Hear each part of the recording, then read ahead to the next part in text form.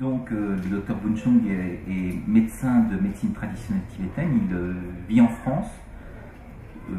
C'est quelqu'un, si vous avez envie après de lui parler, je crois qu'il est possible de le rencontrer. Il est né en 1968 au nord-est de Lhasa, à Cognières, je ne sais pas si je le dis très bien, dans une famille de nomades, et il a pratiqué assez rapidement la médecine. Son père d'ailleurs était médecin. Mais il est mort quand il était très jeune. Juste pour ceux qui ne connaissent pas, Lhasa c'est au Tibet, enfin au Tibet traditionnel, voilà, sur le toit du monde. Sur le toit du monde. Oui, Lhasa c'est la capitale. Oui, c'est la capitale. Donc il a poursuivi ses études à l'Institut Mensekong de Lhasa.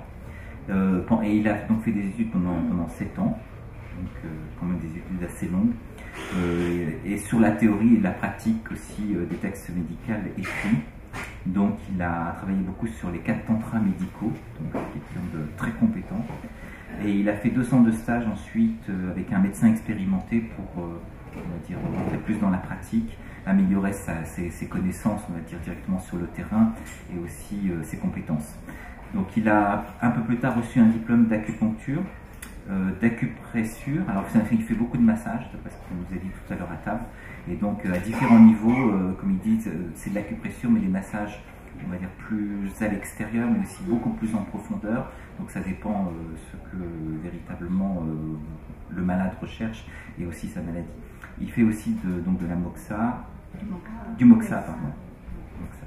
Ouais. Et donc il a beaucoup travaillé à l'Institut de santé d'Amchung à Lhasa.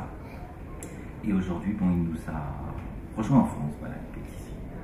Oui, consulte. Alors, pour finir avec le bout de la table, donc docteur Véronique Gattari, vous êtes psychiatre et psychothérapeute, donc c'est le médecin qui est en bout de table, qualifié, donc spécialisé dans les soins palliatifs, en acupuncture également. Formatrice et intervenante aussi en méditation de la pleine conscience en milieu hospitalier, puisque vous le savez, ça se fait, ou vous le savez peut-être pas, mais ça se fait de plus en plus, et notamment depuis que le docteur Christophe André a introduit la méditation de la pleine conscience à l'hôpital Sainte-Anne à Paris. Et vous connaissez le bouddhisme également, mais vous êtes plus proche de la voie du Kriya Yoga maintenant que vous pratiquez depuis une 20aine d'années. Donc, à côté de moi, Véronique Duchesne, qui est anthropologue. Moi, j'ai dit docteur tout à l'heure, on va dire docteur. Elle enseigne à l'université Paris-Descartes et mène des recherches avec le Centre de population et de développement, des recherches qui portent sur la santé en Afrique subsaharienne dans le contexte de la mondialisation. Et vous travaillez aussi avec le programme national de promotion de la médecine traditionnelle en Côte d'Ivoire. Okay. Alors, on a quelqu'un qui va traduire le docteur Bunchong. Oui. Hein? Pema va traduire et elle va vous donner l'information en tibétain. Il faut préciser que la traductrice, c'est un interprète, est sur le podium de notre côté. Oui. Donc on va attendre qu'elle arrive. Oui, Elle arrive dans combien de temps? Et on va commencer, hein, on ne va pas faire attendre tout le monde. Est-ce qu'il y a quelqu'un qui peut traduire au médecin? Voilà. Oui, déjà. Okay. Pema, c'est ça? Bienvenue, et vous parlez français? Elle parle français ou pas? D'accord. Sarah Lee, tu veux pas rester là? En attendant, avec la traductrice. Comme ça, toutes les deux, vous allez pouvoir compléter la traduction en attendant que Nadia revienne, puisqu'elle est occupée à traduire le grand yogi qui est en train d'enseigner en ce moment sur l'estrade de l'autre côté. Je te laisse présenter notre dernier intervenant, le professeur Olivier Alors, Bouchot. professeur Olivier Bouchot, c'est ça, vous êtes vous avez, vous le dites, un parcours assez classique de médecin universitaire. Vous travaillez à l'hôpital Avicenne, un hôpital du service public en grande banlieue, on va dire, à Bobigny. En Seine-Saint-Denis, oui. En Seine-Saint-Denis. Et donc vous êtes spécialiste en maladies infectieuses et spécialisé notamment aussi en médecine tropicale, puisque 75% à peu près de vos patients sont des migrants. Et vous essayez donc d'avoir une approche, on va dire, qui tient compte de leur culture, de leur tradition, de façon à soigner de façon plus efficace, présumer un peu tout ça. Et vous êtes aussi enseignant à l'université Paris 13, donc qui est l'université de Bobigny. Absolument. D'accord. Donc vous allez nous expliquer comment vous adaptez votre pratique médicale, qui est une pratique occidentale à la base, aux cultures, aux différentes cultures des migrants que vous recevez. Alors pour commencer, on va expliquer tout d'abord, vous allez nous expliquer à tour de rôle comment fonctionnent vos médecines, puisque ce sont des médecines, vous l'aurez compris, qui peuvent paraître un peu différentes les unes des autres, mais en fait qui se complètent et qui ont les mêmes fondements par rapport à l'approche globale de l'individu et qui ne sont pas sortis du contexte occidental. C'est important de le préciser puisque nous sommes ici en Occident et que l'on soigne en fonction aussi de la médecine de notre pays et des connaissances de notre pays. Alors on va commencer par le docteur Bunchou, ou est-ce qu'il préfère qu'on attende l'autre traductrice pour lui demander?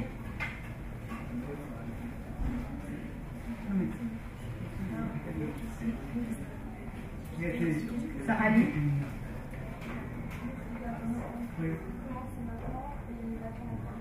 On attend la traductrice. D'accord, donc on va commencer par peut-être le docteur Véronique Gattari qui va commencer à nous expliquer un peu comment, quelle est son approche de la médecine traditionnelle et laquelle, en ciblant un peu des choses.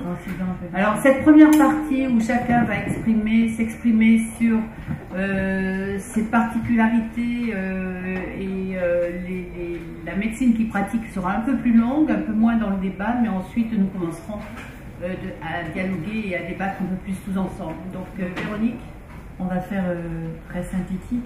Et comme vous le faisiez remarquer très justement, les médecines traditionnelles, elles permettent une approche globale, une approche holistique du patient, ce qui permet de resituer le malade au centre tout à fait de son univers, en sachant que la définition de l'univers, ça va défendre un petit peu de la culture dans laquelle il est.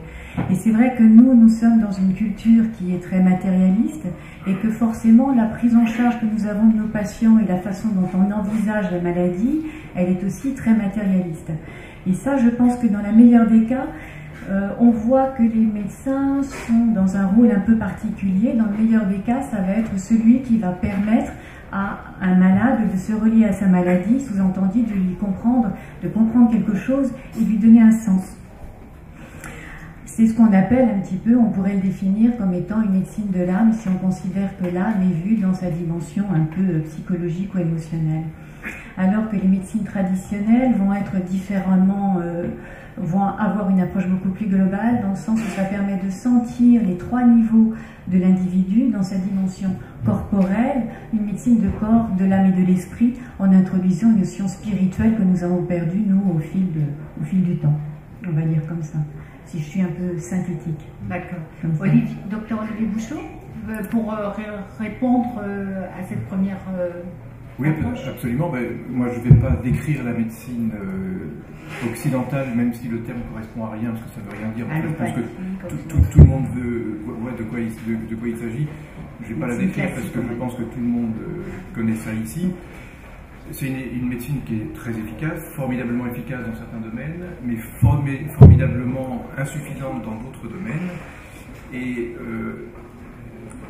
depuis un certain temps, je ressentais le besoin de trouver une transversalité à cette médecine verticale qui a l'énorme inconvénient de s'enfermer dans une maladie et dans un organe en général. Or, on sait bien, et je pense que les médecins de la médecine occidentale commencent à comprendre qu'un organe ne fonctionne pas tout seul. Enfin, je pense que c'est un petit peu diffusé dans le grand public maintenant. Vous savez qu'on est de plus en plus convaincus, parce qu'on a des preuves objectives, que le cerveau se situe en grande partie maintenant dans le système digestif. On a appris il y a quelques dizaines d'années que l'essentiel du système immunitaire, qu'on pensait être plutôt dans les ganglions, se trouve aussi dans le système digestif. Et donc on comprend bien que réduire une maladie à une pathologie d'organe ne suffit pas pour régler les problèmes. Et a fortiori dans les pathologies qu'on appelle dites fonctionnelles, qui représente quand même à peu près 80% des demandes en médecine générale. Alors ça concerne peu ma spécialité, parce que dans les maladies infectieuses, il y a un microbe, et puis il y a, si possible, un traitement pour gérer ce microbe, mais même ça, c'est pas aussi simple, et notamment dans les maladies chroniques, on ne se bat pas contre un microbe en particulier. Je parle du VIH, je parle de la tuberculose, je parle même des infections habituelles, urinaires, etc. On se bat aussi avec, mais on se rend compte qu'on se bat parfois contre la personne. Bon, puis après, il y a toute la dimension qu'on appelle dans le jargon la iatrogénie, ce que vous connaissez sous le terme d'effets secondaires des médicaments de l'allopathie, effets secondaires qui sont parfois des effets secondaires parfaitement objectifs, mais qui sont aussi des effets secondaires qui sont créés par la représentation que chacun d'entre nous se fait de la maladie visée et du médicament ou du traitement qu'on lui donne. D'où l'intérêt de chercher ailleurs cette complémentarité que la médecine allopathique n'est pas autosuffisante. Alors il y a la traductrice qui est en train d'arriver, Nadia, qui va traduire le docteur Bunchun, donc après on va reprendre avec le médecin tibétain. En attendant, juste pour compléter, Olivier, vous travaillez beaucoup avec des migrants d'Afrique, notamment Afrique du Nord et Afrique du Sud. Quelle est l'approche que vous avez avec ces migrants en quelques mots, puisque chaque pays finalement a une culture, une tradition, des spécificités. Comment vous faites pour aborder ces différentes cultures? Alors, que ce soit bien clair, moi je fais ma médecine, celle que j'ai apprise sur les rangs de la faculté. Je ne travaille pas avec du mat-cola, avec des pâtes de poulet, ça serait totalement incompréhensible par mes patients, même s'ils en ont le besoin. Mon rôle consiste à développer, enfin mon rôle, moi en tant que chef de service, j'essaie d'inculquer ça dans un esprit d'équipe. Notre rôle de soignant allopathe est de faire comprendre aux patients, alors de cultures différentes, mais également de nos propres cultures ou de la culture dominante, qu'on s'intéresse à eux en tant que personnes avant de s'intéresser à leur maladie. Or, je crois qu'un des grands reproches qu'on fait à la médecine hospitalière notamment, c'est cette fameuse déshumanisation qui est très exacerbée par l'hypertechnicisation que vous connaissez tous et qui est un énorme bienfait. Parce que qu'on ne peut pas rejeter, il faut le dire. Qu'il ne faut surtout pas rejeter, mais qui a cet effet pervers d'entraîner, particulièrement les médecins d'ailleurs, dans une espèce de froideur technique et de leur faire oublier l'humain. Et de surenchère parfois d'examen, etc. Et par ailleurs de surenchère. Or, ce qu'il ne faut jamais oublier, c'est ce que j'essaie de dire à nos jeunes étudiants, c'est que pour arriver au succès thérapeutique, c'est-à-dire ce pour quoi on est payé et ce qui est notre mission, c'est qu'il y a 50% de technique. Alors le pourcentage est très approximatif, vous avez bien compris. Hein. Il y a 50% de technique et il y a 50% de relationnel, ce que dans le jargon on appelle l'alliance thérapeutique, ce qui permet, pour être très très schématique, de faire en sorte que le bon traitement qu'on va pouvoir donner soit effectivement pris par la personne.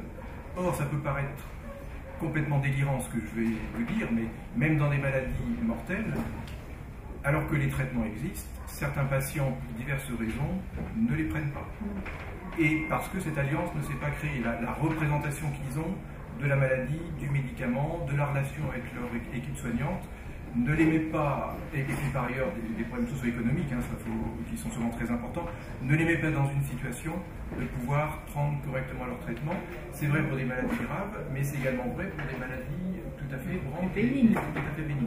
Et donc notre rôle, c'est de mettre les patients, particulièrement ceux de culture étrangère, parce qu'ils sont moins à l'aise dans notre système, dans un confort intellectuel qui leur fait comprendre qu'on s'intéresse à eux. Et s'intéresser à eux, ça veut dire aussi qu'on accepte complètement, et on reviendra peut-être là-dessus tout à l'heure, oui, on reviendra sur les causes de la maladie, qui est fondamentale, qu'on accepte complètement qu'il puisse y avoir une deuxième voie thérapeutique, c'est-à-dire qu'ils aillent voir des praticiens parallèlement aux soins qu'on peut donner, à condition que ça ne soit pas antagoniste. C'est aussi créer un climat de confiance. C'est créer un climat de confiance, c'est le principe de l'alliance. Alors, si on va un petit peu plus loin, Véronique Duchesne, qu'est-ce que ça veut dire aujourd'hui médecine traditionnelle? Parce que la notion, elle est large, elle est floue. Comment vous la précisez, je dirais, quelque part? Alors, je tiens à préciser que je suis ici effectivement au nom du programme national de médecine traditionnelle de Côte d'Ivoire, puisque je travaille avec mes collaborateurs ivoiriens. Et effectivement, au départ, cette notion même, l'intitulé de cette table ronde est la médecine traditionnelle. Or, il n'y a pas une médecine traditionnelle, mais bien, moi je parle en termes de savoir thérapeutique, savoir et pratique thérapeutique au pluriel. Donc qu'on soit des traditions en Asie, au Tibet ou en Afrique. Et je suis ravie d'avoir été invitée, même si justement l'Afrique et l'Asie ont sans doute à dialoguer. Et ce sont, alors pour essayer d'être brève, par rapport à ce qu'on appelle des savoirs thérapeutiques africains, il s'agirait d'abord de savoirs qui sont transmis au sein d'une famille, au sein de la famille, ou bien par voie initiatique, ou bien par le rêve. Et dans tous les cas, c'est bien des savoirs qui ne sont pas écrits. Et ça, c'est une grande différence. Et on y reviendra justement avec les traditions asiatiques qui, elles, ont eu la chance, je dirais, d'être écrites. Alors, on reviendra sans doute sur les deux causalités. Oui. Ce que j'aimerais faire retenir au départ, c'est quand même de distinguer celui qui sait de quoi vous souffrez et que l'on doit remercier avant celui qui va lui traiter. Ça, c'est vraiment, en tout cas en Afrique, ce qu'on dit d'emblée, c'est qu'on va voir le plus souvent un devin thérapeute initié à des cultes en lien avec la forêt et en lien avec les plantes. Et dans un deuxième temps, on est soigné avec une thérapeutique. Donc, toujours ce lien entre le thérapeutique et le religieux, qu'il faut quand même d'emblée annoncer. Le sacré plutôt. Oui, le sacré, et qui est d'une certaine manière religieux. C'est-à-dire une pharmacopée avec des plantes, des minéraux, des substances animales, mais également des paroles et des rituels. Ça, c'est vraiment la chose que je voulais donner d'emblée, je dirais. Alors, avant de donner la parole au docteur Bounchoub, juste un mot peut-être, Véronique Gattari, pour compléter ou pas, vous voulez rajouter quelque chose, parce que vous avez été la plus courte là de nos intervenants. Pas trop long, mais allez-y. Oui, c'est peut-être justement pour introduire cette notion un petit peu que j'introduisais dans les 3 niveaux. C'est vrai que quelque part on a, et vous le faisiez remarquer, une médecine un peu avec une causalité linéaire. On va dire qu'il y a un virus qui va donner tel type de maladie. Et que c'est vrai que les médecines traditionnelles, elles introduisent une autre dimension. Et que dans cette autre dimension-là, on voit bien que ça permet aussi une ouverture et donc d'autres thérapies. Mais pour revenir à la médecine un petit peu classique, on va dire, à notre médecine occidentale, dans cette dimension-là, d'un virus qui va donner telle maladie, comme je disais, ça reste quelque chose qui est une médecine de corps et de l'âme, et que quelque part on sent bien que les patients sont pris à l'heure actuelle dans des pathologies qui ne sont pas forcément très nouvelles, mais qu'on va pouvoir nous voir d'une façon nouvelle. C'est-à-dire qu'on va pouvoir voir que quelque part, on va pouvoir le définir comme l'émergence d'une nouvelle maladie, du moins en psychosomatique occidentale, on va dire. C'est-à-dire qu'on va voir l'émergence de pathologies qui sont des pathologies de l'adaptation, qui sont des pathologies qu'on pourrait voir comme les phénomènes d'allergie ou les difficultés que nous avons à nous adapter au monde dans lequel nous sommes. Et puis, il y a un autre type de pathologie qui fait émergence là maintenant, que moi j'appelle des maladies du sens. C'est-à-dire où, quelque part, les gens ne savent plus pourquoi ils font les choses, ni comment ils font les choses. Et ça, ce sont des pathologies qui, à mon niveau, je dirais, sont des dimensions, des impasses existentielles. Et une impasse, c'est véritablement ce qui fait lit d'une pathologie. Donc on va revenir dessus tout à l'heure. On va donner la parole maintenant au docteur Bounchoub. Docteur Bounchoub, est-ce que vous vous reconnaissez un peu au niveau des caractéristiques de la médecine traditionnelle tibétaine sur ce qui vient être dit? Et peut-être pouvez-vous nous expliquer quelles sont les particularités de la médecine tibétaine et en quoi elle consiste? Alors pendant que Nadia fait la traduction, notez bien vos questions. À la fin, il y aura une séance de questions-réponses.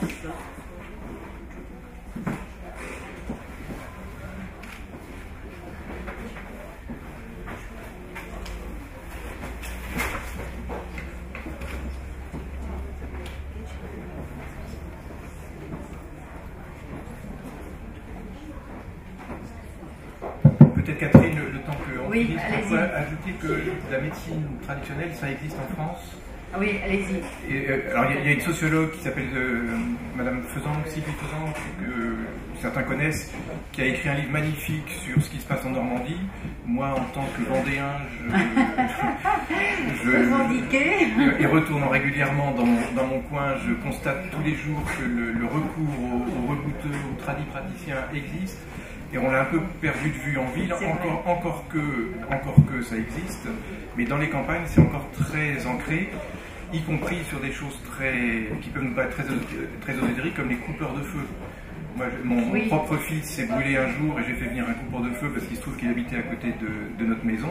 Et à l'instant même, alors qu'il avait 4 ans, à l'instant même où ce type qui était très jeune, qui venait de recevoir son pouvoir, a fait ce qu'il fallait, mon fils a arrêté instantanément de pleurer et il n'a aucune cicatrice alors qu'il s'était grillé la main sur un radiateur électrique ancien.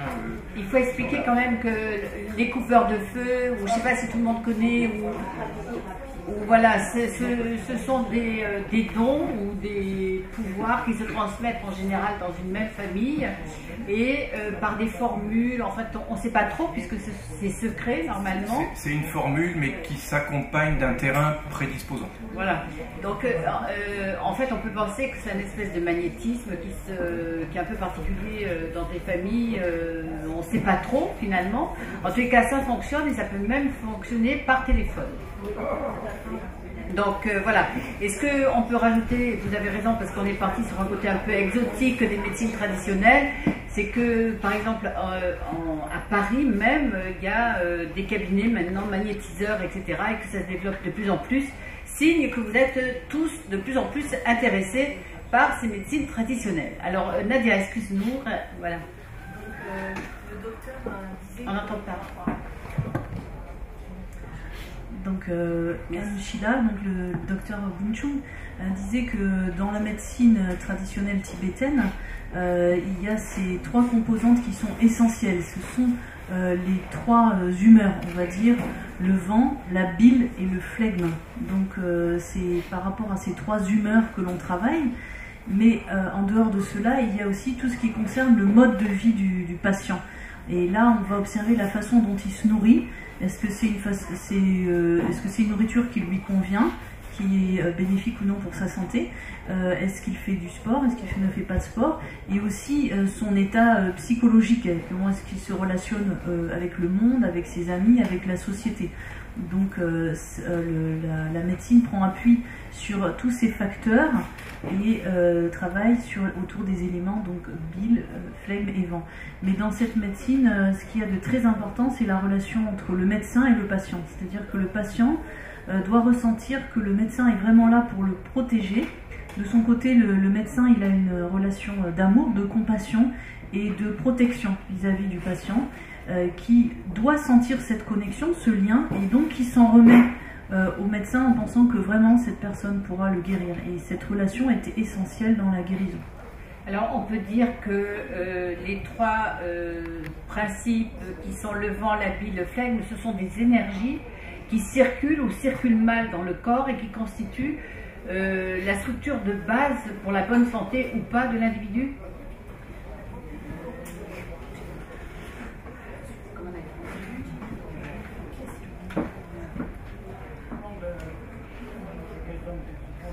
Il y a un petit temps de traduction, excusez-nous.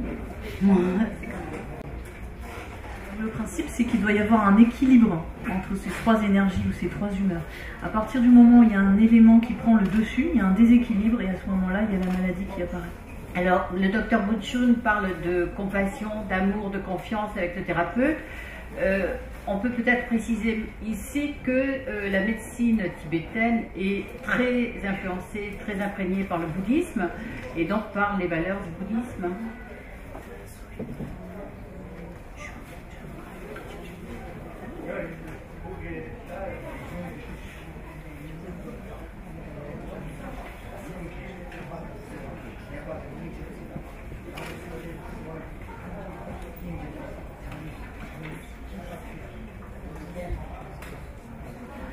effectivement, la médecine tibétaine est totalement liée au bouddhisme. Hein. Elle prend appui sur le bouddhisme et sur un principe de compassion universelle. Donc le médecin vis-à-vis du patient, il a cet amour, cette compassion, de la même façon qu'il le développe vis-à-vis de tous les êtres, pas seulement les êtres humains, mais donc si on se situe dans le bouddhisme, on va dire par rapport aux 6 classes d'êtres, donc des êtres humains et des êtres non humains aussi.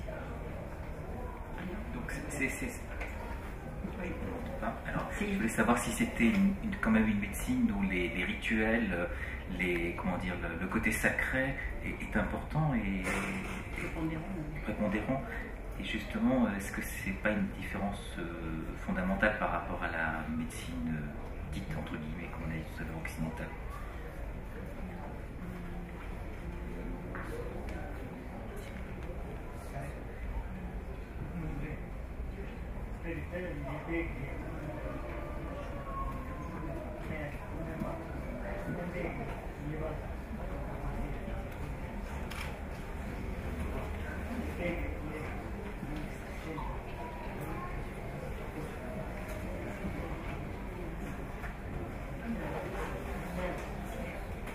Donc effectivement, l'aspect spirituel, c'est un aspect de cette médecine. C'est pas l'aspect, on va dire, c'est pas forcément la base, hein, puisqu'il y a un socle qui consiste vraiment à avoir observé donc le corps humain, mais en plus il y a cette dimension spirituelle de l'être qui est prise en compte, et donc le médecin pourra donner des conseils au malade en lui disant voilà, ce serait bien de pratiquer telle prière et d'effectuer telle ou telle méditation de façon à ce que la guérison soit plus rapide. Peut-être donc comme c'est qu'une partie, la partie spirituelle, il y a une partie qui est plus physique, plus concrète, qui est, je crois, basée sur les 5 éléments et sur l'interaction donc corps, esprit et mental et environnement avec ces 5 éléments et l'être, le patient. Est-ce qu'il veut nous en parler un peu ?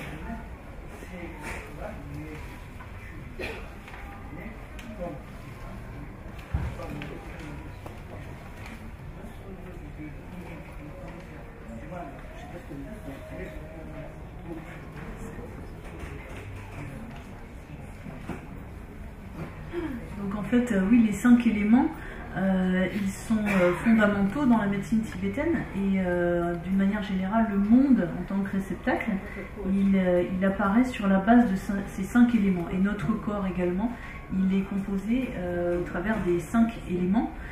Donc il y a une interaction entre le monde physique extérieur et notre corps. C'est-à-dire que si on ne protège pas bien l'environnement, ou si on crée des dommages à notre environnement extérieur, aux différents éléments, donc les éléments vent, les éléments, par exemple, il pourrait y avoir des tempêtes, hein, ça c'est une perturbation de l'élément vent, il pourrait y avoir des tremblements de terre, là on va dire c'est une perturbation de l'élément terre. Donc toutes ces perturbations, elles ont une répercussion au niveau physique. Donc il y a aussi, si vous voulez, cette interdépendance entre la santé et l'interdépendance extérieure dont on doit prendre soin. D'accord, merci beaucoup. Alors, on va quand même passer à une question qui est fondamentale pour nous tous. Comment naissent les maladies et qu'est-ce que ça veut dire être en bonne santé finalement? Dans quelles conditions pouvons-nous dire que nous sommes en bonne santé? Docteur Olivier Bouchot, peut-être pour commencer.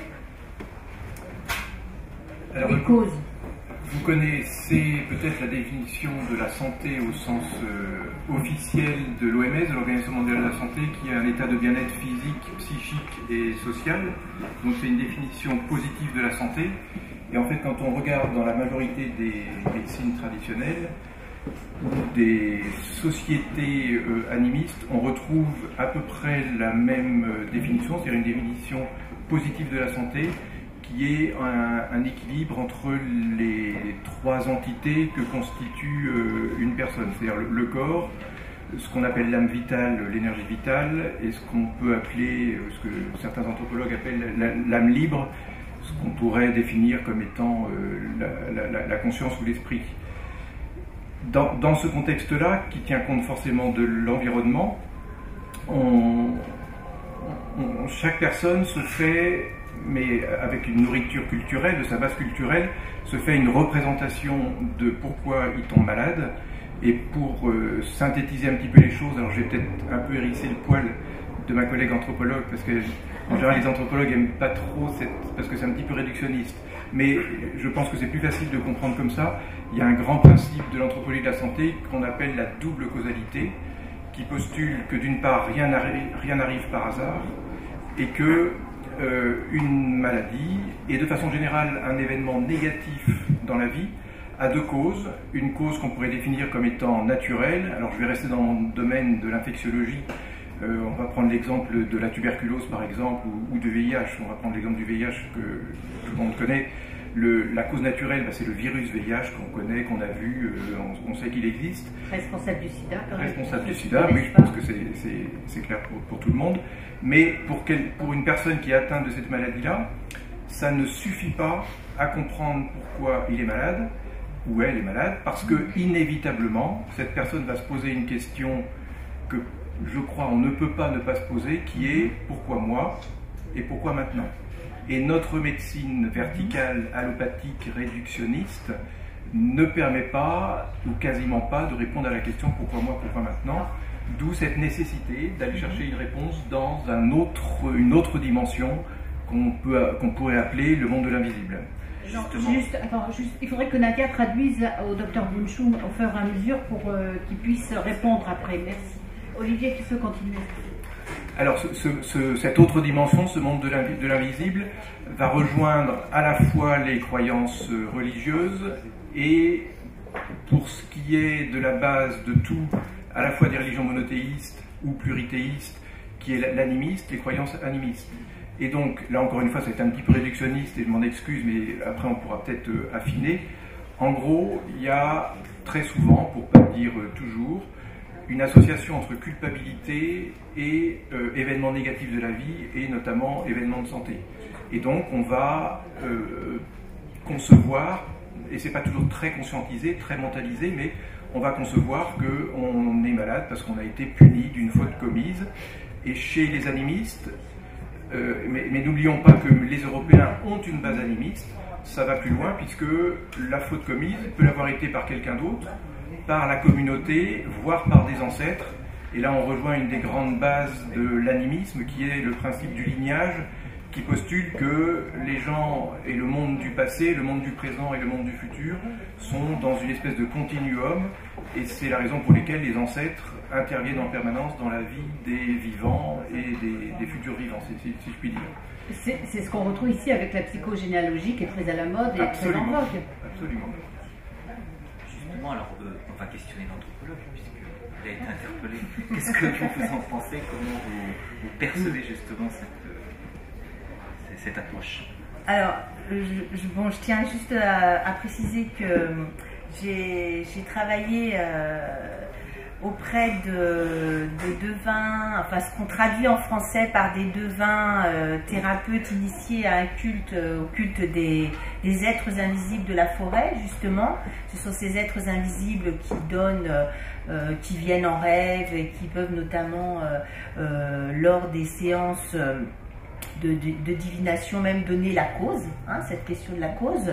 Donc pour donner du sens à pourquoi moi, pourquoi à ce moment-là, c'est bien par l'intermédiaire. Et là, le thérapeute, puisqu'on peut parler même de thérapeute, hein, qui a une fonction de devin, de guérisseur, ce thérapeute est finalement un intermédiaire. Et il est véritablement considéré comme un intermédiaire, celui qui va pouvoir donner du sens à la maladie, et notamment alors avec cette question de culpabilité. Alors il est vrai que la maladie est considérée comme le désordre, quelque chose qui vient véritablement apporter du désordre, perturbateur, c'est intéressant le terme, une perturbation, puisque normalement le bien-être c'est être en harmonie avec les autres, avec l'endroit où on vit. Et là, il va falloir, après le diagnostic qui est essentiel et qui est posé par le thérapeute de vin, eh bien, faire une réparation. Alors, réparation par exemple aux ancêtres, si on a enfreint une règle, parce que c'est un monde de règles, hein, tout de même le monde social, c'est un monde de règles, et si on a négligé, pas fait attention à une certaine règle, il va y avoir effectivement réparation. Et la réparation, c'est ce que vous ne connaissez peut-être par le biais, malheureusement, que des documentaires, mais ce qui est des sacrifices d'animaux, mais qui sont effectivement, qui interviennent pour la réparation par rapport aux entités invisibles, que ce soit les ancêtres de la famille ou que ce soit les êtres Ce sont des rituels, de la donc alors il y a cette partie-là, codifiée. Et ensuite effectivement avec des soins qui arrivent après, hein, également. Mais le malade peut être soit victime, soit coupable, soit élu. Parce qu'on peut aussi être élu, et dans ces cas-là, on entre dans un processus d'initiation et on peut soi-même devenir thérapeute. Et ça, donc, c'est valable dans des sociétés très traditionnelles. Alors, merci. Je voulais... j'attendais ça parce que je voudrais pas qu'on caricature les médecines africaines, et notamment en parlant que de l'animisme, parce qu'aujourd'hui, il y a alors là l'Afrique centrale, l'Afrique de l'Ouest ont connu depuis les années 90 l'arrivée des évangéliques. Alors là, je nomme les églises évangéliques qui sont très importantes, notamment dans les villes, mais pas seulement dans les villes, et qui finalement veulent rompre avec les liens des ancêtres, rompre avec les entités de la forêt, et donc aujourd'hui faire table rase et à se tourner vers les prophètes, vers tout à fait d'autres genres de thérapeutes. C'est pour dire que l'Afrique bouge, et donc la médecine aussi. Mais si je suis là, c'est parce qu'il y a notamment donc cette équipe du programme national de promotion de la médecine traditionnelle en Côte d'Ivoire notamment, mais aussi au Bénin, enfin dans tous les pays d'Afrique de l'Ouest, et en Tanzanie, ils sont bien plus en avance d'ailleurs. Et eux veulent, au niveau étatique, que la médecine qui a toujours existé, qui était là depuis toujours, eh bien, soit reconnue à sa juste valeur pour les raisons que vous avez données d'ailleurs au début, hein, raisons de santé publique, pour la santé publique, pour le coût moindre. Donc c'est important de la valoriser. Et voilà ce que je voulais au moins dire ici à cette table. Merci. Alors, docteur Véronique Gattari, en ce qui vous concerne, les raisons des maladies, les causes des maladies sont notamment beaucoup dans l'esprit, les émotions, le psychique. Oui, bien sûr. Là, on est dans la médecine occidentale, si vous voulez. Oui, bien sûr. Mais toute tradition confondue, parce que médecine occidentale ou pas, de toute façon, on retrouve ça. On est une globalité, donc voilà. Mais justement, en entendant un petit peu mes confrères, je me disais qu'il y avait, parce que je me suis aussi beaucoup intéressée aux médecines traditionnelles amérindiennes. Et en écoutant ça, je me disais qu'en effet, les médecines, par exemple amérindiennes, font un petit peu la démarche inverse, c'est-à-dire qu'elles essayent de retrouver leur culture. Et je me suis surtout intéressée aux médecines, par exemple Navajo. Et dans les médecines Navajo, il y a, parce que je pense que toutes les médecines sont en effet reliées à un mythe qui est le mythe de la création. Il faut bien voir que toute la façon dont on voit la maladie, elle est quand même corrélée toujours à quelque chose qui est la façon dont on s'imagine la création sur la Terre. Et les Navajo, pour ça, pour eux, les êtres sacrés, au départ, avaient offert une terre délivrée des démons, mais ils n'avaient pas enlevé la maladie. Et ils permettaient aux êtres d'être en bonne santé à partir du moment où ils étaient en harmonie avec leur univers. Et ils ont pour ça un mot bien particulier, ils appellent ça Osso, et je trouve ça très joli parce que c'est la santé-beauté. Et la santé-beauté, c'est ce qui fonde un petit peu la pratique et la vie d'un Navarro, c'est rester en harmonie avec l'environnement, avec les autres, et être en harmonie avec cette notion sacrée qui retrouve aussi bien dans la relation avec les autres qu'avec la plante, etc. Donc c'est un principe global. Et être malade dans ce sens-là, c'est justement perdre l'harmonie. Et dans ce sens-là, on pourrait dire qu'au niveau de l'étiologie de cette maladie-là, on la considère comme étant une pathologie du comportement. Donc on pourrait reconnaître en effet un trouble de la pensée et de l'émotion.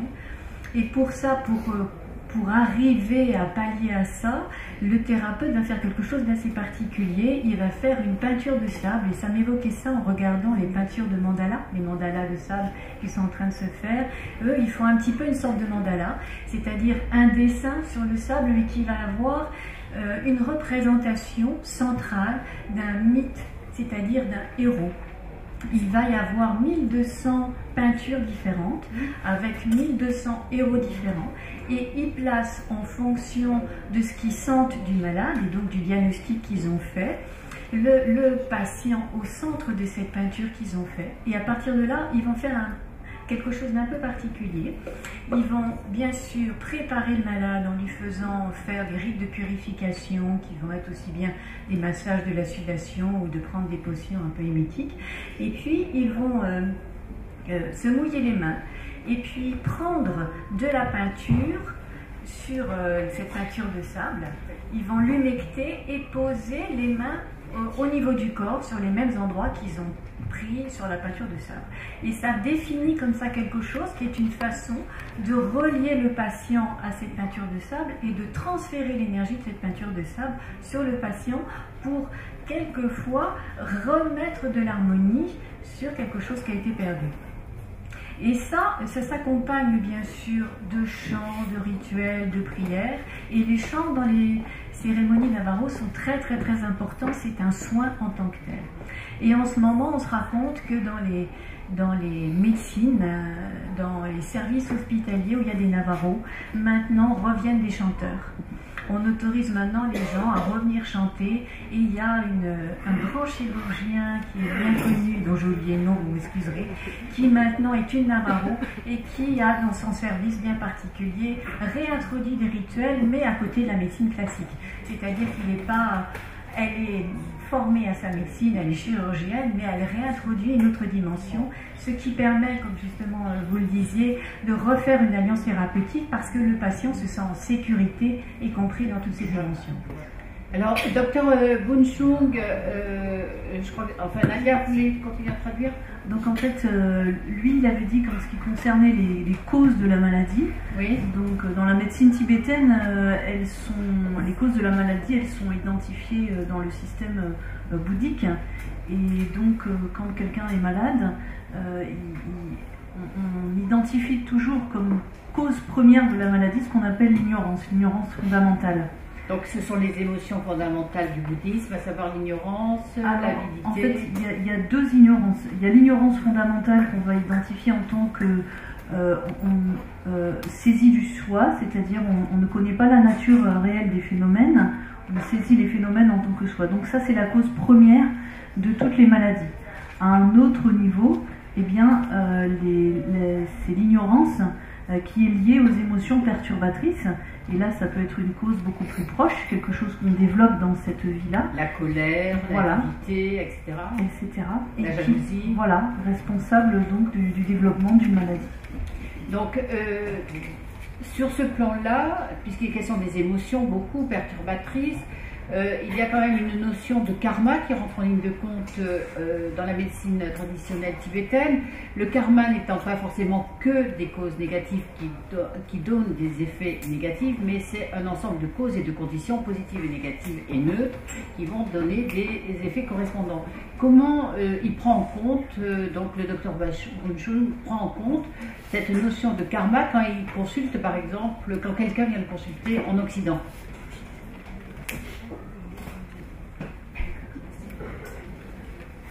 Il reste des places devant si vous voulez vous asseoir. Hein. Rentrez. Parce qu'on n'a pas fini. Venez, venez. Non?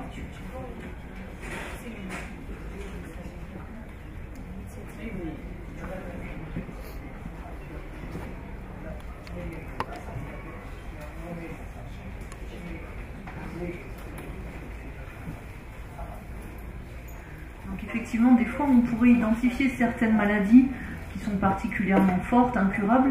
Le médecin pourrait dire, ben voilà, ça c'est le karma d'une vie précédente.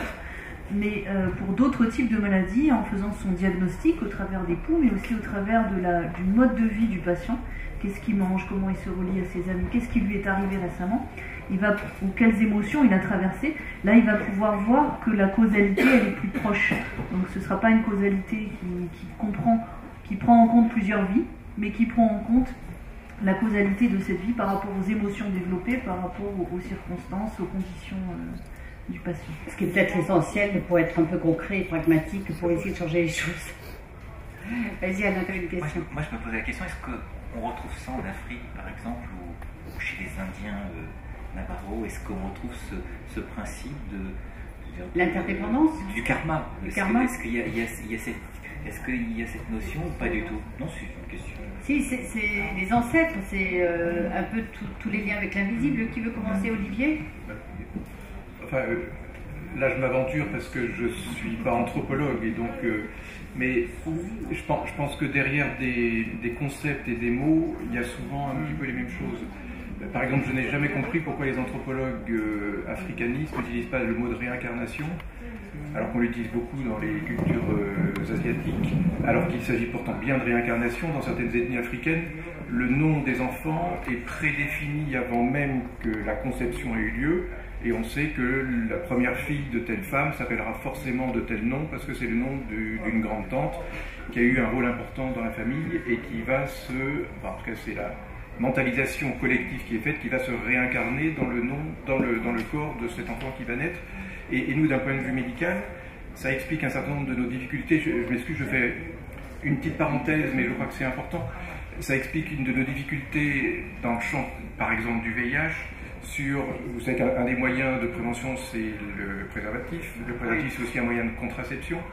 Et alors, ça évolue, mais au début, c'était très difficile parce que ça voulait dire protégez-vous par des préservatifs, mais ça veut dire aussi ne concevez pas. Et ne pas concevoir en soi, ça veut dire refuser la renaissance d'un ancêtre. Et donc on comprend que pour certains et certaines, c'était quasiment impossible de mettre des préservatifs, non pas qu'elles ne voulaient pas se protéger, non pas que c'était un tabou sexuel entre guillemets, mais que tout simplement ça les mettait dans une position de décalage et de renoncement par rapport à leur fonction de réincarnation d'un ancêtre, de passeuse de fonction d'un ancêtre. C'était une trahison quelque part. C'était une trahison sociale qui allait se payer ensuite après. Et en première lecture, c'était vécu par les anthropologues, les médecins de terrain comme étant regardez ces gens-là qui ne veulent même pas se protéger. Et donc il y a tous ces phénomènes explicatifs qui sont très importants. Alors après, pour revenir à votre question, je ne connais pas suffisamment les concepts de karma, mais ça veut quand même dire qu'il y a une forme de prédestination, et je mets plein de guillemets autour de tout ça, parce que moi-même je serais bien incapable de définir ce que c'est que la prédestination, mais ça existe dans les cultures africaines. Alors, je peux effectivement dire que l'anthropologue est obligé de répondre. Oui, la question de la réincarnation est un sujet long, enfin qui a été beaucoup débattu par les spécialistes de l'Afrique.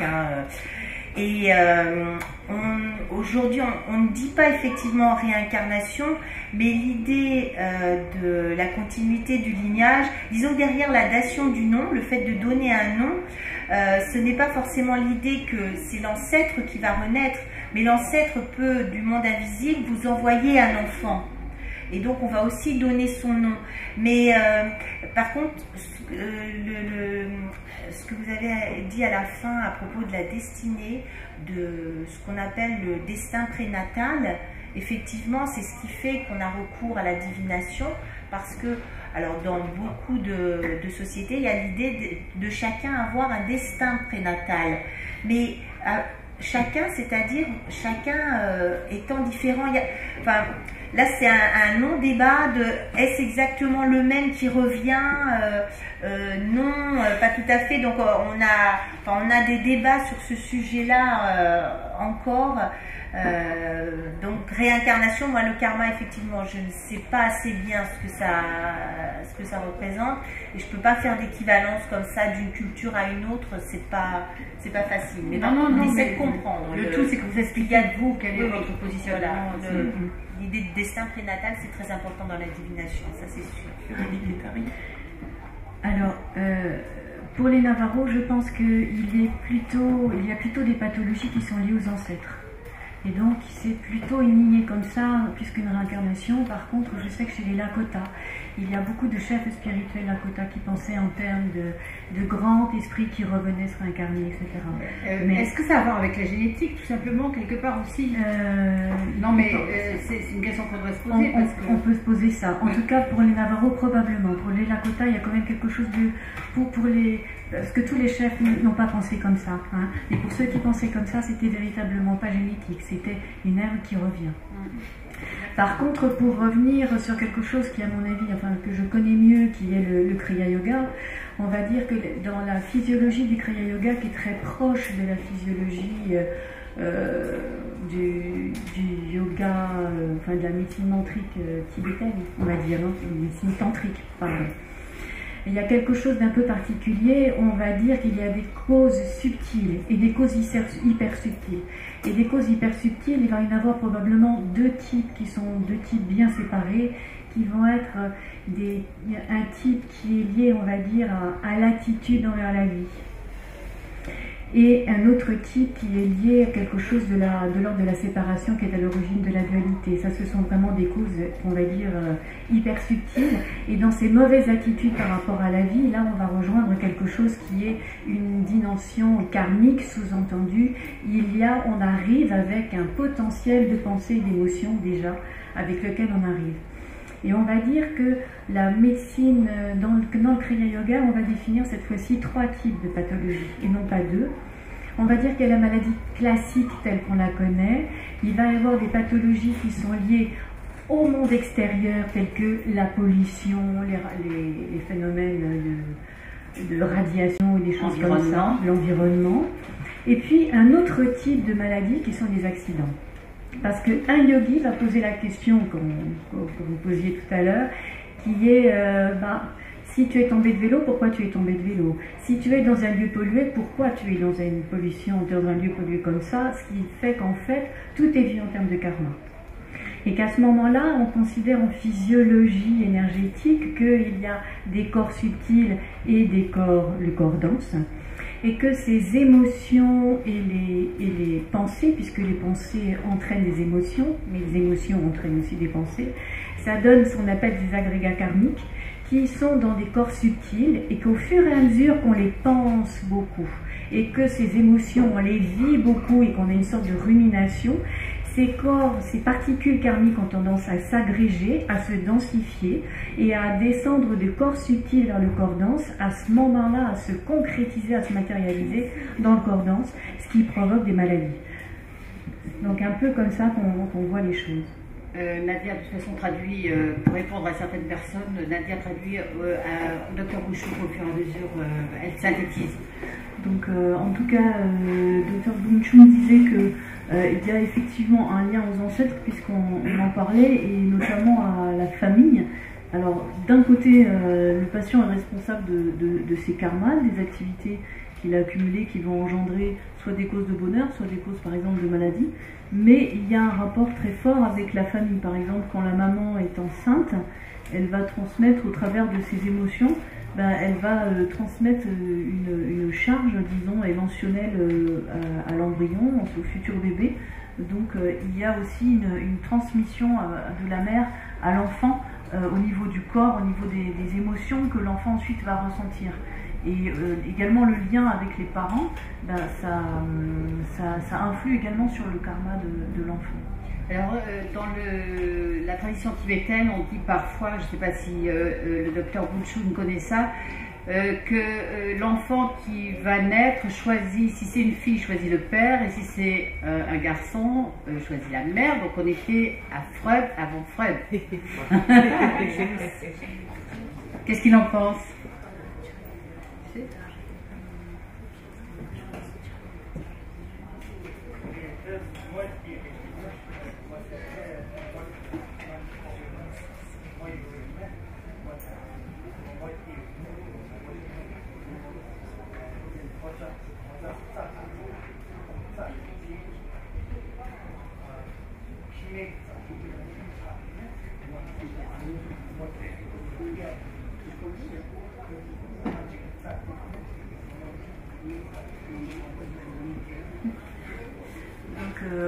Oui, effectivement, il y a ce facteur d'attirance de la fille pour le père et d'attirance du garçon pour la mère, mais en plus les médecins peuvent, au travers des pouls, savoir si la femme va donner quand même plus naissance à des filles ou plus naissance à des garçons. Oui, absolument.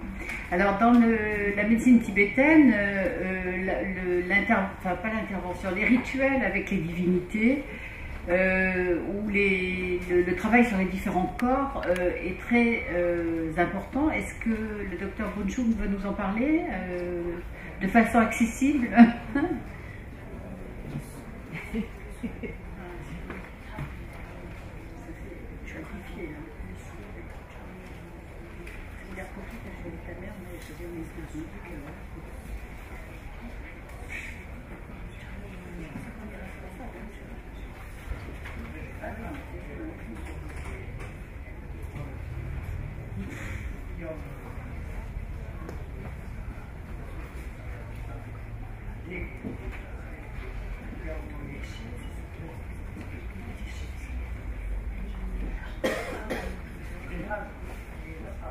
Il y a des chaises pour ceux qui veulent, qui sont debout. Je vois un papa avec son enfant, n'hésitez pas à venir. Vous êtes opéré maintenant, ça y est, vous pouvez venir. Voilà, venez madame. Il y a des chaises. Il y a de la place encore. Merci. Le travail sur le corps subtil, il va se faire au travers de pratiques méditatives du malade s'il en a. Donc le malade, si c'est un méditant, il a une connexion, une relation particulière avec une déité, peut-être qu'il a depuis des vies antérieures. Et au travers de cette relation à cette déité, il peut y avoir justement un impact sur son corps subtil et qui va pouvoir justement le soigner. Vas-y, on parle de méditation. On a, à partir de différentes pratiques, on va dire, de médecine orientale essentiellement, entre autres la méditation, est-ce que ce genre de choses aujourd'hui, même on a fait des études, on a montré qu'il y avait véritablement un impact dans certaines situations, est-ce que ça c'est totalement, on va dire, possible de l'appliquer aujourd'hui dans le cadre de la médecine occidentale, toujours entre guillemets, la médecine d'aujourd'hui? Est-ce qu'on ne fait pas de l'exotisme? Est-ce qu'on ne fait pas de l'exotisme? Voilà. Est-ce que le mindfulness, qui est devenu très à la mode, même dans la gestion des grandes compagnies, enfin dans les ressources humaines des grandes compagnies, est-ce que c'est pas un peu...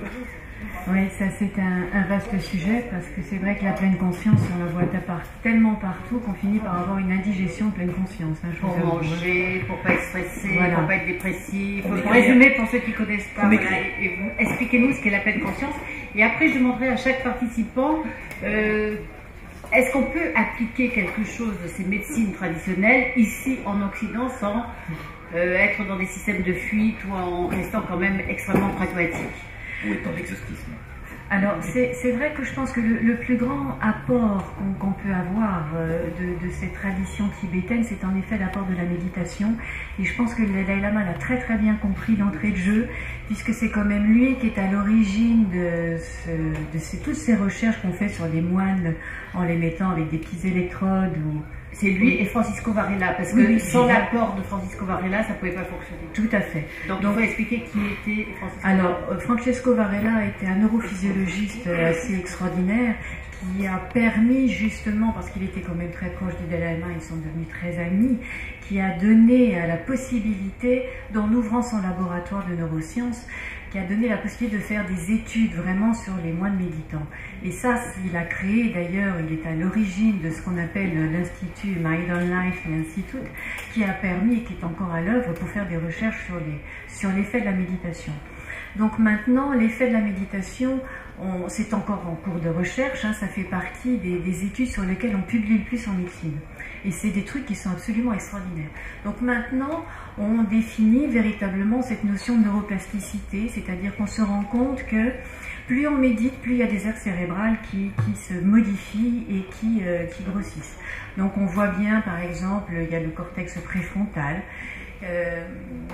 et qui est par exemple une aire cérébrale qui agit beaucoup sur la joie, ce qui a donné à dire qu'en effet, si les moines bouddhistes ils sourient sur la photo, c'est pas parce que c'est sur la photo, c'est qu'ils ont véritablement quelque chose de l'ordre de plus empathique et de plus joyeux entre guillemets. Et de pratique, parce qu'il ne faut pas oublier que ce sont des pratiques répétées, quotidiennes, etc. Bien sûr, c'est pas magique. Hein. Bien sûr, c'est pas magique, loin de là. Mais loin de là. Donc on a quand même, grâce à ça, fait beaucoup d'études, et je trouve qu'il y a des études absolument extraordinaires, parce qu'il faut quand même avoir l'idée. Il y a par exemple un prix Nobel, une femme dont je suis désolée, les noms je ne les retiens pas, le prix Nobel de physiologie, qui a mis en évidence le fait que en méditant, et je vous parlerai des protocoles un peu particuliers qui sont des protocoles de mindfulness, parce que ça permet justement un essor des études, parce que ces protocoles sont standardisés. Donc à partir de là, on sait exactement ce que les gens font, ce qui permet de faire des études qui sont fiables. Donc ça a permis de voir que par exemple, quand les gens méditent, ils ont un taux de télomérase qui augmente. Or, la télomérase, c'est une petite enzyme qui vient pour protéger les chromosomes lors de la division cellulaire. Alors évidemment, voilà, quand une cellule, on reste jeune parce que nos cellules, elles meurent et elles renaissent, et donc elles se multiplient, mais au fur et à mesure qu'elles se multiplient, les chromosomes, avec l'âge, diminuent. Et il y a une petite enzyme qui vient réparer un petit peu le bout des chromosomes, etc., qu'on appelle la télomérase. Et on s'est rendu compte, après avoir médité, que ce taux de télomérase augmentait, sous-entendu qu'on avait la possibilité de réparer nos chromosomes plus longtemps. Ce qui permettrait de penser, oh là là, vous pourrez vivre plus longtemps. C'est extraordinaire. Hein. Alors, ce que l'histoire ne dit pas, c'est le nombre d'années de pratique qu'il faut pour avoir oui, parce que télomérase augmentée. Il faut voir que tous les moines qui pratiquent, excuse-moi, comme Mathieu Ricard, qui est un des cobayes préférés de toutes ces expériences, ça fait juste 40 ans qu'il pratique quotidiennement et des heures par jour. Alors c'est pour ça qu'on voit ce livre extraordinaire, La méditation m'a sauvé. Bah oui, bien sûr, la méditation l'a sauvé, c'est une histoire magnifique. Vous avez peut-être lu ce livre de ce moine bouddhiste tibétain qui devait être amputé et qui, grâce à la méditation, est sorti, etc. Mais on va dire, attention, on ne va pas se tromper d'histoire. C'est que, et d'une, c'est la réincarnation d'un grand maître tibétain, et de deux, il passait 12 heures de méditation par jour avec un taux de concentration qui, je suis désolée, il faut plusieurs vies pour l'avoir. Donc, on n'en est pas là.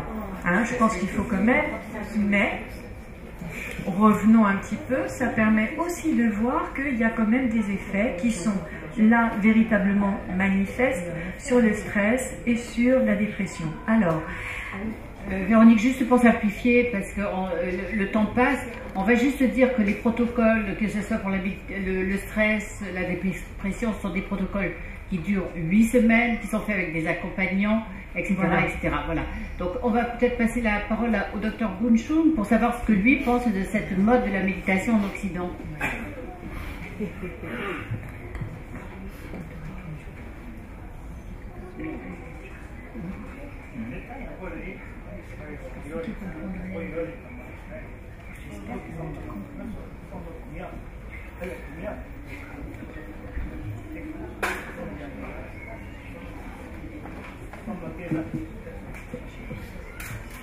Donc, tout à l'heure, il m'avait dit effectivement dans la méditation, ça fait partie d'un processus de guérison. Hein, quand on est soigné dans la médecine tibétaine, ça accompagne.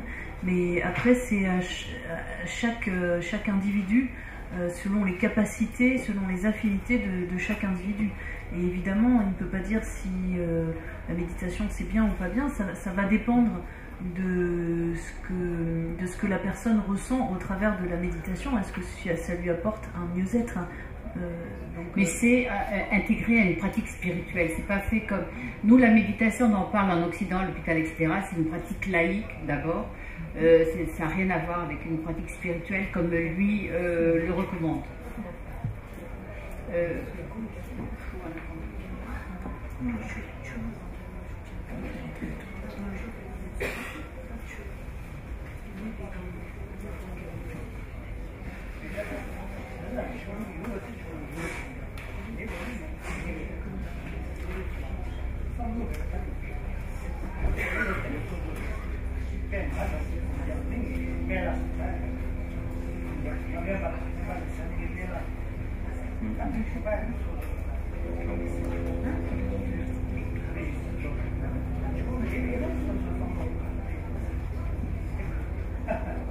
Donc, Mshila dit que, en fait, c'est pas grave que ce soit pas lié à une pratique spirituelle. Effectivement, dans la tradition tibétaine, c'est lié à une pratique spirituelle. Lui, par exemple, en tant que médecin, son sujet de méditation principal, c'est le Bouddha de médecine.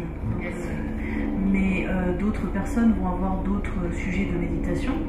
Et même sans religion, la méditation en elle-même peut aussi apporter des bienfaits quand même. Oui, c'est ce que expliquait le docteur Gattari. Oui.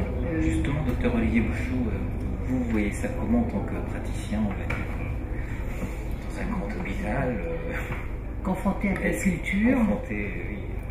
Alors, sur la méditation en particulier, je n'ai pas beaucoup d'avis parce que malheureusement, comme beaucoup d'entre nous ici, si certains passent 12 heures à méditer, moi je passe plutôt 15 heures par jour à travailler. Ce dont je ne me vante pas, mais le système est comme ça. Par contre, sur la question que vous posiez initialement, sur comment est-ce que dans la pratique des hôpitaux modernes, on peut intégrer les médecines traditionnelles, alors moi j'y crois extrêmement fort. Je suis furibard de voir combien ça met du temps à s'installer, mais ça commence à venir, donc ne désespérons pas. Et alors, dans certaines disciplines, comme par exemple la rhumatologie, plutôt que de se gaver d'anti-inflammatoires qui défoncent les estomacs, qui défoncent le rein, et qui ne marche pas vraiment parce que ça n'est que du symptomatique, c'est-à-dire que ça ne fait que limiter un petit peu la douleur, mais ça ne règle pas les problèmes de fond. Si on s'associe, alors je ne dis pas qu'il n'en faut pas de temps en temps, hein, mais si on s'associait, si les rhumatologues s'associaient avec des médecines parallèles, à commencer par l'ostéopathie, mais il y a plein d'autres champs possibles. Il y a l'acupuncture quand même. L'acupuncture, mais je pense que la sophrologie, il y a énormément de choses qui pourraient marcher. Mais alors il y a quelques services qui ont compris ça et qui ont un petit ostéopathe dans un coin, etc. Mais pour le moment, c'est pas encore rentré dans les circuits officiels et c'est extrêmement difficile de faire venir dans un hôpital. Moi, j'ai essayé, je peux vous dire que je m'y suis cassé les dents. Même dans mon domaine de l'infectiologie, c'est extrêmement difficile de faire venir officiellement à l'hôpital quelqu'un qui n'est pas passé par les cursus administratifs. Y compris à Bobigny, où il y a eu quand même des formations en médecine traditionnelle chinoise, homéopathie, etc., je crois pendant plusieurs années, même si ça a un peu bougé. Là. Ça a malheureusement un peu bougé dans le mauvais sens, mais ça c'était vrai sur le versant universitaire, mais sur le versant purement hospitalier, c'est très difficile de faire venir des gens, parce qu'on nous dit toujours, mais en termes de responsabilité, qu'est-ce qui va se passer? Ils n'ont pas leur carte de ceci, ils n'ont pas leur carte de cela. Mais c'est pas pour faire la publicité à la Pitié-Salpêtrière, mais il y a des consultations d'acupuncture. Alors c'est pour ça que je dis que les choses évoluent. Tout récemment, l'assistance publique Hôpitaux de Paris, cette espèce d'énorme mammouth là, impossible à bouger, a mis en place un institut de médecine traditionnelle chinoise à l'intérieur même de l'hôpital de la Pitié-Salpêtrière. Alors là, pour le coup, complètement officiel, avec un vrai professeur à la tête de tout ça, qui s'appelle le professeur Baumlou, qui est quelqu'un de très accueillant pour toutes ces disciplines-là, alors qu'ils n'étaient pas du tout formés à ça. Et alors là, on est dans un champ officiel, académique, où on peut faire des choses. Mais c'est un institut unique qui était très centré sur les médecines chinoises. Alors, à un niveau plus différent, dans mon service, donc dans le champ de l'infectiologie, alors c'est pas vraiment de la médecine traditionnelle au sens vrai du terme, mais ça rejoint cette approche ethnomédicale dont on parlait tout à l'heure. J'ai introduit par l'intermédiaire de ce qu'on appelle les médiateurs de santé, des aides pour nos patients migrants, pour les faire rentrer dans cette alliance dont je parlais tout à l'heure. Par exemple, il y a des femmes africaines qui viennent proposer aux patients des repas, alors qu'on appelle, parce que officiellement c'était plus facile de faire passer comme ça, culturellement adaptés, c'est-à-dire tout simplement, elles passent voir les patients et leur demander qu'est-ce que vous voulez manger, en plat traditionnel, avec toute la relation que le repas de sa maman peut jouer dans l'amélioration psychique et donc dans l'amélioration de la maladie. On fait venir une dame qui parle à peu près toutes les langues d'Afrique de l'Ouest, qui n'a aucune formation médicale mais qui fait ce qu'on appelle du cocooning, c'est-à-dire qu'elle passe voir les gens, habillée dans son grand boubou, avec sa petite plaque médiatrice de santé, pour montrer qu'elle n'est pas là, elle passe pas là par hasard. Et tout simplement, elle discute avec les patients, elle leur demande si ça va pas, si ils ont des messages à nous faire passer, qu'ils n'osent pas faire passer. Et tout ça contribue à constituer une ambiance, entre guillemets, qui met les patients dans un confort psychique qui fait que ça se passe globalement plutôt mieux. J'ai emmené à plusieurs reprises une partie de l'équipe médicale et paramédicale au Mali, puis au Bénin, là où j'ai été formé par mon gourou, entre guillemets, qui m'a mis le pied à l'étrier de la pratique ethnomédicale, pour les sensibiliser aux cultures africaines in situ. Et du coup, alors elles n'ont pas appris grand-chose, hein, mais ça leur crée une complicité avec les patients. Et quand elles parlent de l'Afrique avec les patients en faisant les soins, tout de suite, il y a des choses qui s'ouvrent et qui changent considérablement les choses par rapport à tous ces conflits dont j'entends mes collègues parler, et qui, alors, je ne veux pas dire que ça n'existe pas dans le service, parce que ça serait présomptueux et ça serait complètement faux, mais ça existe beaucoup, beaucoup moins. Je suppose que les anthropologues ont un grand rôle à jouer là. Pour faire bouger les choses. Parce que les médecins sont occupés quand même à faire de la médecine, on va dire.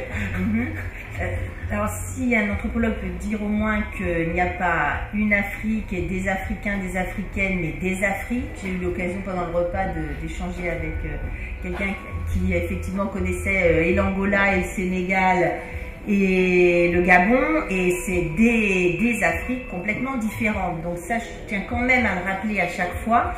Et en même temps, oui, on peut, en même temps, on n'aura jamais le spécialiste de telle région, de même pour les autres patients du monde entier. Donc il faut réfléchir, de mon point de vue, à un dialogue sans aucun doute, à une ouverture sans aucun doute, mais en même temps être prêt à recevoir le patient d'où qu'il vienne, des États-Unis, d'Afrique ou du Brésil, d'une façon qu'on puisse prendre en compte effectivement sa culture, mais en même temps, si on est au sein de l'hôpital, c'est qu'on veut aussi être soigné comme les autres sont soignés par la biomédecine. Donc c'est quelque chose de, enfin, c'est un dialogue, c'est quelque chose qu'il faut travailler ensemble. Il y a des endroits, par exemple en Guyane, donc qui est le département français, il y a une anthropologue qui est à l'hôpital de Saint-Laurent-du-Maroni, donc qui a eu un poste pour essayer de travailler vraiment avec les différentes communautés en plus à ce moment-là. Mais c'est un travail qu'il faut faire main dans la main ensemble pour reprendre la prise en charge globale de tous les patients qui viennent, je pense. Si je puis me permettre de rebondir juste, parce que je crois que c'est un point très important. Ouais. Autant je pense que l'approche transculturelle ou ethnomédicale, c'est quelque chose de très positif, en tout cas j'espère. Autant le grand danger, c'est ce qu'on appelle le culturalisme. Merci. C'est-à-dire d'enfermer un patient dans sa boîte culturelle en disant c'est un bambara de tel coin, donc il va réagir comme ça, donc je vais faire comme ça. Ça, c'est la pire des choses. Et c'est un grand danger. Oui.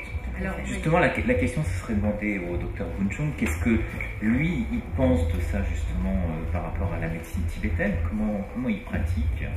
Parce maintenant, il est en France, donc il a beaucoup de patients, on va dire, de différents horizons culturels. Comment il pratique? Donc, je vais lui redemander, mais ce qu'il m'a dit juste à présent, c'est que on ne prend pas seulement en compte la dimension de maladie physiologique, on prend en compte l'aspect de l'état psychique du patient. Et donc le rôle du médecin, c'est de donner beaucoup de conseils au patient, tant sur le plan physique, qu'est-ce qu'il doit manger, que sur le plan moral, à quoi il doit penser, comment est-ce qu'il devrait orienter son esprit. Donc ça, c'est ce qu'il a dit pour l'instant. Je peux lui demander de préciser. Oui, d'autant qu'on dit souvent que l'alimentation pour la médecine tibétaine, c'est un médicament à part entière. Donc on va parler un peu des traitements, etc. S'il peut commencer à nous expliquer en quoi l'alimentation peut être un médicament à part entière et comment faire pour utiliser une bonne alimentation équilibrée en fonction des saisons, etc.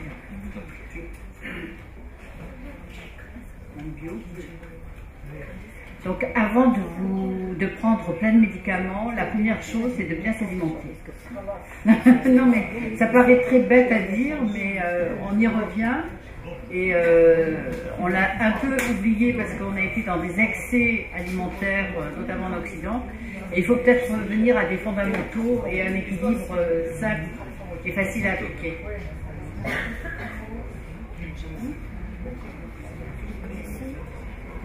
Ce que d'ailleurs les sociétés traditionnelles font spontanément parce qu'elles ont peu accès aux graisses animales, peu accès au sucre, peu accès aux graisses en général et beaucoup plus accès aux céréales, aux fibres.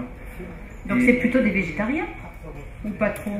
Il ne faut pas s'enfermer dans le débat végétarien, pas végétarien. Non, mais plutôt une alimentation naturelle. Plutôt une alimentation naturelle et beaucoup à base de végétaux, mais ça n'exclut pas les protéines animales. Oui, oui, bien sûr.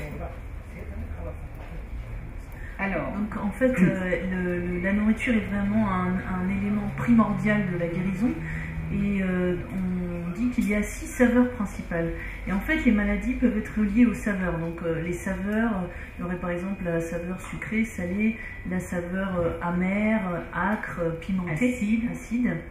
Et donc en fonction du type de maladie, le médecin va proscrire un certain type de saveur.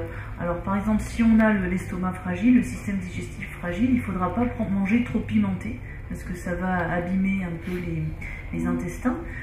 Si on est malade du foie ou si on a des problèmes de sinus ou alors des problèmes de diabète, et bien à ce moment-là, la saveur sucrée, elle sera à proscrire.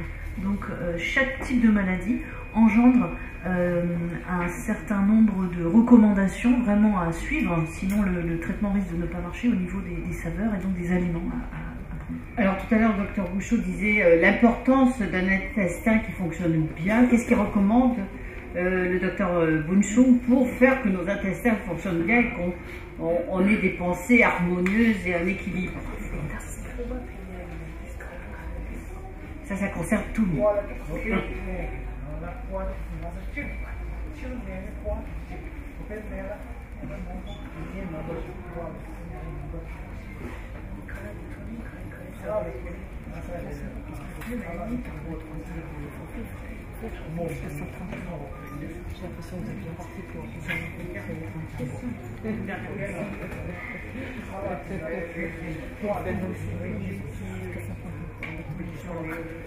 C'est une bonne idée. Je suis encore près de mourir, j'ai jusqu'à une fois que tu meurs tout de suite. Il faut que je t'appuie.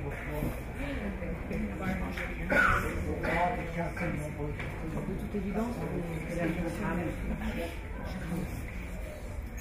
donc il dit déjà la première chose quand on veut soulager son estomac, c'est la façon de manger. Il faut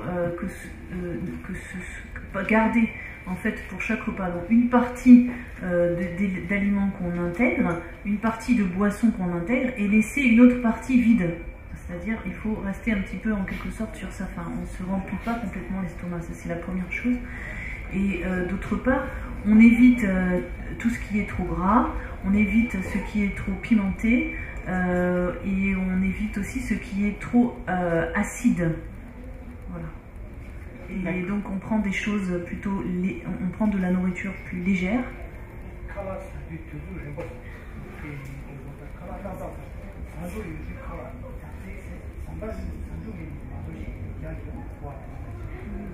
Et on mange également à horaire fixe, hein. On ne décale pas tout le temps dans le temps les repas.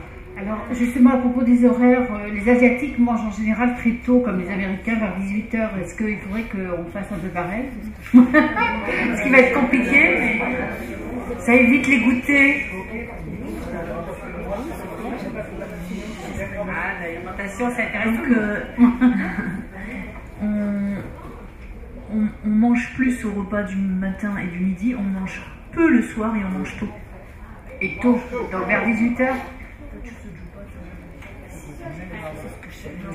Oui, vers 5h, 6h, c'est bien. Voilà.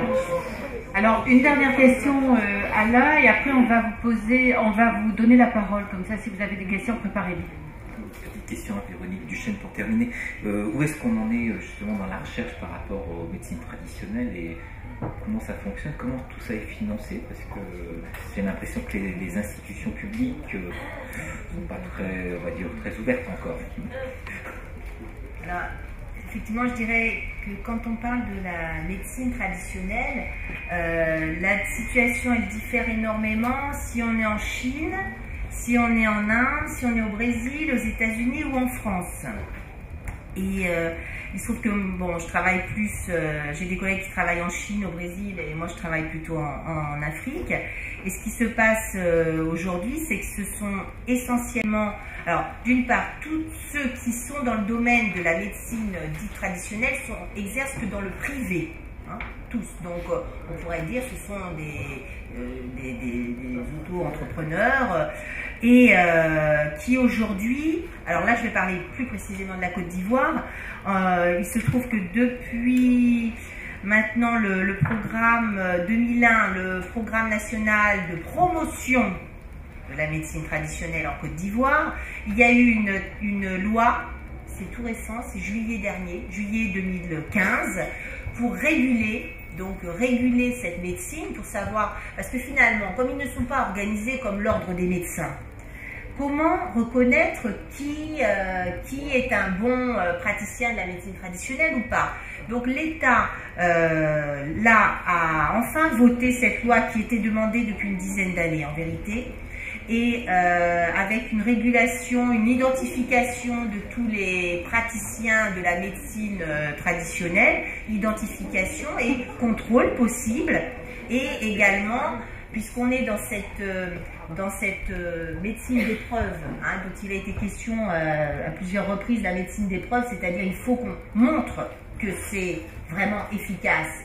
Eh bien, ils sont rentrés dans ce paradigme-là de la médecine de la preuve, avec finalement des études, mais qui coûtent très cher, sur les principes actifs, pour montrer que les plantes qui sont utilisées par tel ou tel autre praticien ont bien les principes actifs. Mais là encore, c'est quand même un peu à l'heure, je suis désolée de le dire, puisqu'il y a le principe actif, il y a la plante, mais pas seulement la plante, puisqu'il y a également la parole qui va l'accompagner, et puis la relation que vous avez évoquée.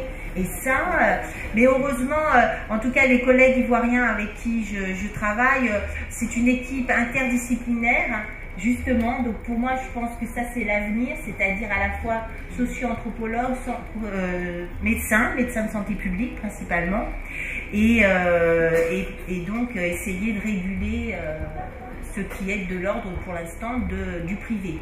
Alors, en avril dernier, j'étais donc au CHU, dans un CHU à Abidjan, où a été ouvert depuis 2 ans maintenant. Un CHU, c'est un centre hospitalier universitaire, voilà, comme ils existent en biomédecine. Et donc un grand CHU avec une unité de médecine traditionnelle dans laquelle collabore un médecin formé sur les bancs de la faculté de médecine d'Abidjan, donc il est médecin généraliste, et un naturothérapeute, donc toutes les questions d'alimentation, et argilothérapeute, puisque dans sa famille, il est de tradition spécialiste de l'argile, et ils ont ouvert donc cette coopération, et c'est pour ça que je tiens vraiment à travailler là-bas, parce que c'est quelque chose, je trouve, tout à fait novateur, d'allier en même temps la biomédecine et une tradition là un peu différente des autres traditions, mais avec tout de même l'argile, quoi. Alors, un mot tous pour conclure, très court, s'il vous plaît, après on passe les questions de la salle. Ah oui, t'avais une J'avais question. juste une petite question au docteur Bunchung, justement par rapport aux hôpitaux au Tibet. Où est-ce qu'on en est? Parce que c'est vrai que l'hôpital en Chine, normalement, il y a une partie, on va dire, médecine dite occidentale, et puis on a une partie qui est médecine chinoise. Alors au Tibet, est-ce qu'il y a un troisième circuit qui est la médecine tibétaine, ou est-ce que ça n'existe plus?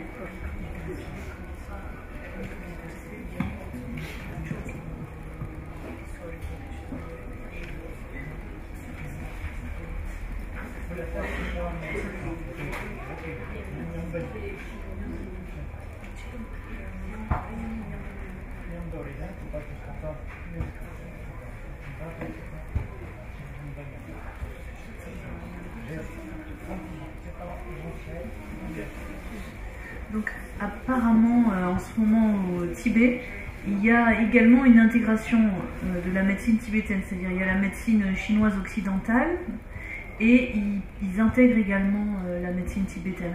En ce moment apparemment c'est comme ça que ça fonctionne. D'accord.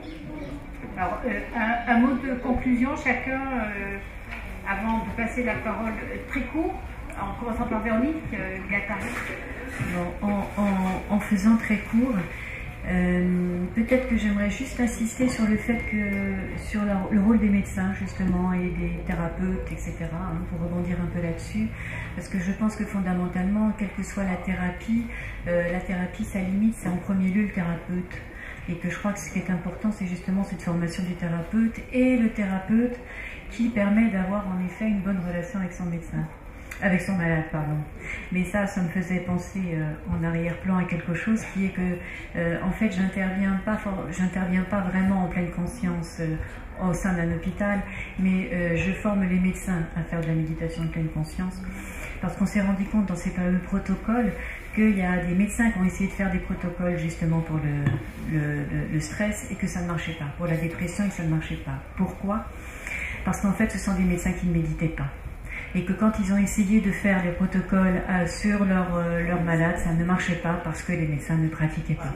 Et donc ça montre véritablement, mais c'est quand même extraordinaire qu'on voit arriver comme ça des techniques qui sont utilisées comme des techniques et comme un médicament, comme si on sait bien qu'on prescrit des médicaments grâce au ciel qu'on n'a pas pris, sinon on serait tous malades. Mais c'est quand même ce qu'on fait. Or, la méditation, elle peut être malheureusement utilisée comme un médicament, ce que malheureusement, à mon avis, ça ne peut pas être. Et donc, ça prend véritablement cette dimension que, bien sûr, on ne peut faire passer que ce qu'on connaît soi-même. Et qu'il s'agit de faire méditer les médecins, qui de toute façon, je vous avoue, en ont bien besoin. Parce que, on ne va pas poser de jugement de valeur, voilà. on va faire court, Véronique. Oui, juste pour dire que il s'agit en effet de méditer soi-même pour que la méditation qu'on fait passer à ses patients soit véritablement effective. Merci. Et ça, voilà. Merci beaucoup. Docteur Bachoun? Bunchung, pardon. Excusez-moi. Bachoun, c'était un chanteur connu qui aurait pu être tibétain mais qui n'est pas.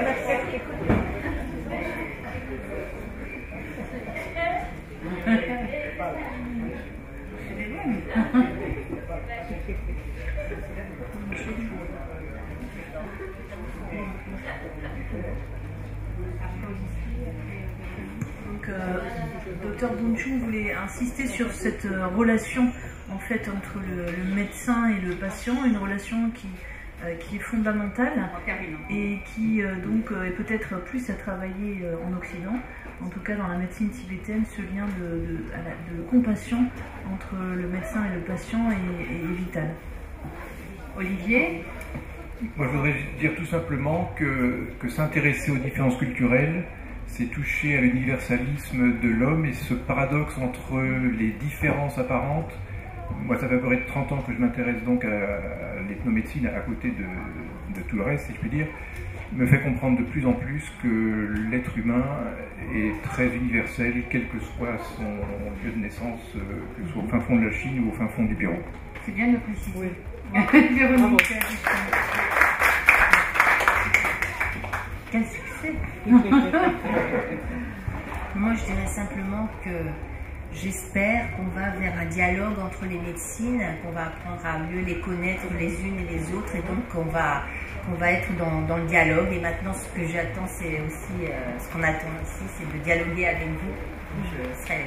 Alain, un mot de conclusion? Non. Allez, Moi, c'est à je suis vous. le candidat. Alors, on va vous laisser Il y a poser des des questions. questions. Je crois qu'il y a un micro qui est par là. Donc, on va vous le passer. Si vous présentez-vous si vous avez une fonction particulière. Ça permet de...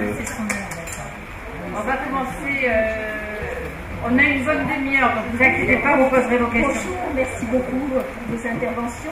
Ma question est pour le docteur Bouchou. Je voulais savoir, est-ce que la médecine traditionnelle préconise le jeûne? Parce que j'ai vu un magnifique reportage sur le jeûne, nouvelle thérapie qui est pratiquée en Russie. Il y a des hôpitaux qui pratiquent le jeûne thérapeutique en Allemagne, sur ce que fait un biologiste aux États-Unis aussi. Donc je voulais savoir un petit peu, est-ce que le jeûne est pratiqué dans la médecine traditionnelle et qu'est-ce qu'il en pense? Merci. Le jeûne étant une technique de plus en plus à la mode, pas toujours très bien utilisée, mais le docteur Bouchou va nous répondre. Ok. Alors là, je sens qu'on va avoir beaucoup de monde, comme dit Alain, parce qu'il pleut des cordes de blanc. Ils auront raté. Si vous avez des idées, quelque chose à dire pour le jeûne, très court, en attendant. La seule chose que j'avais envie de dire, parce que moi j'ai vu des drames avec des jeunes, hein. J'ai vu des femmes infectées par le VIH à qui on imposait des jeûnes en leur disant d'arrêter leur traitement antirétroviraux et qui en sont mortes. Hein. Oui, c'est ça. Donc, après le jeûne, tout est une question d'équilibre et de raisonnable. Faire un peu de jeûne, c'est sûrement très bien. En faire de façon excessive, c'est délirant. Oui, donc de toute façon, comme toute thérapie, il faut faire quelque chose d'équilibré, raisonnable, etc. On a vu en tout voilà. Alors on va entendre la réponse du docteur Bouchou.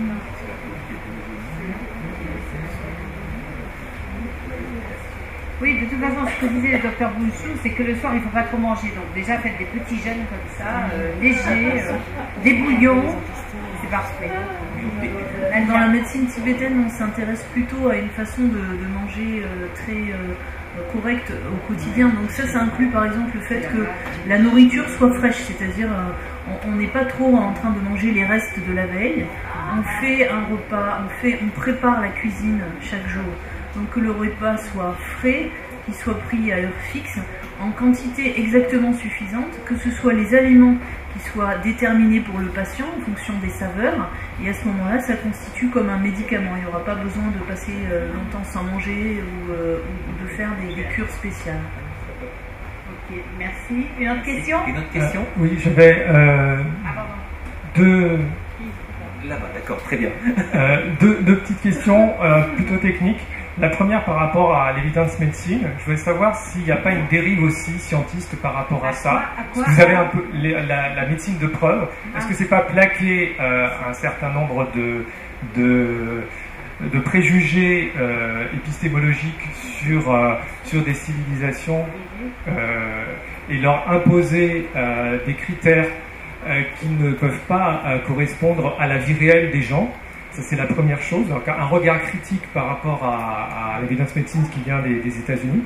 Et le deuxième question, qui est aussi technique, qui n'a pas été abordée par rapport au savoir traditionnel, et ne serait-ce que par rapport à la pharmacopée traditionnelle, je voulais savoir si, dans le monde, des experts qui s'intéressent à ces questions-là, notamment en France ou dans d'autres pays occidentaux, est-ce qu'on commence à aborder la question de ce qu'on appelle les communs, c'est-à-dire les licences qui permettent de partager une connaissance, par exemple un mélange de plantes qui a une valeur thérapeutique, pour la protéger de la privatisation de ces molécules, etc., pour que ça ne devienne pas a posteriori la propriété d'un laboratoire, et que ça reste dans le pot commun des connaissances humaines. C'est la grande problématique de ce qu'on appelle les communs, avec un grand C, ou les Creative Commons, pour évoquer ce type de licence.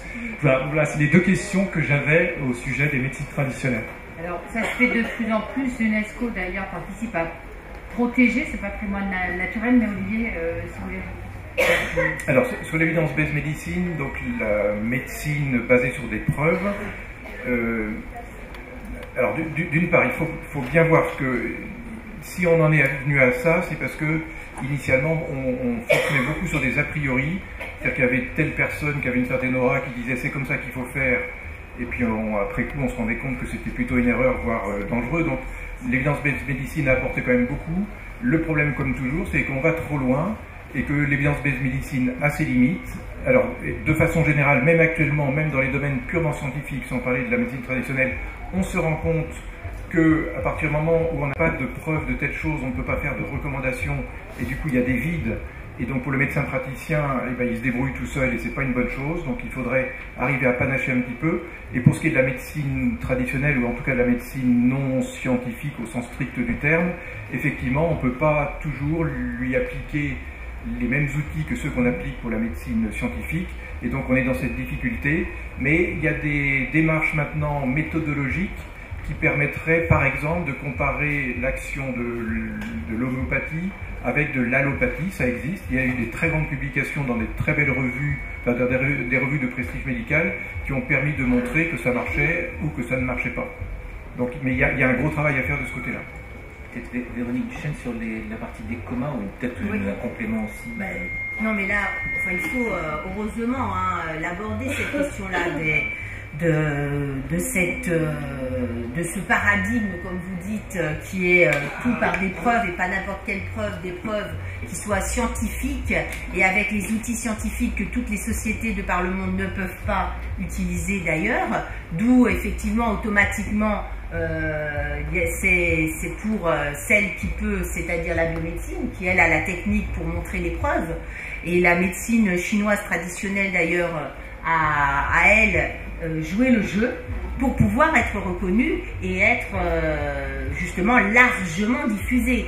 Donc après, il faut pouvoir également entrer dans ce paradigme. On n'est pas, normalement, on ne devrait pas être obligé, mais aujourd'hui, c'est quand même ce qui est là, il fallait l'évoquer, partagé de manière globale.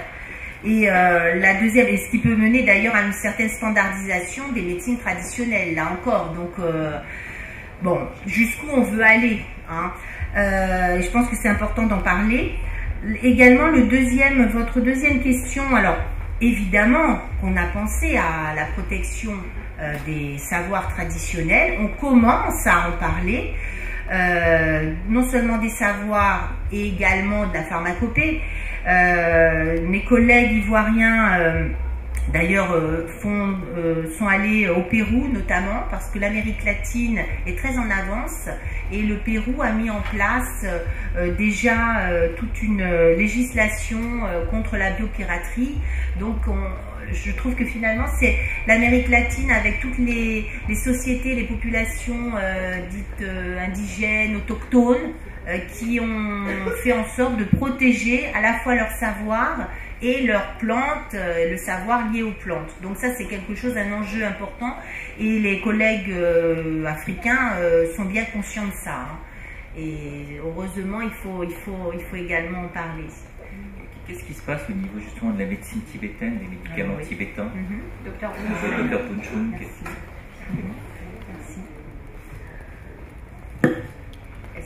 Est-ce qu'elles sont protégées aussi? Comment ça marche? Est-ce qu'elles sont protégées dans quel... les plantes médicinales tibétaines, enfin pas que les plantes, parce que la pharmacopée en général, il faut le préciser, on l'a peut-être pas dit ici, ça utilise à la fois des plantes, des minéraux, des produits animaux, donc c'est vraiment une globalité là aussi. Parce qu'on pense toujours plantes, mais c'est pas que plantes.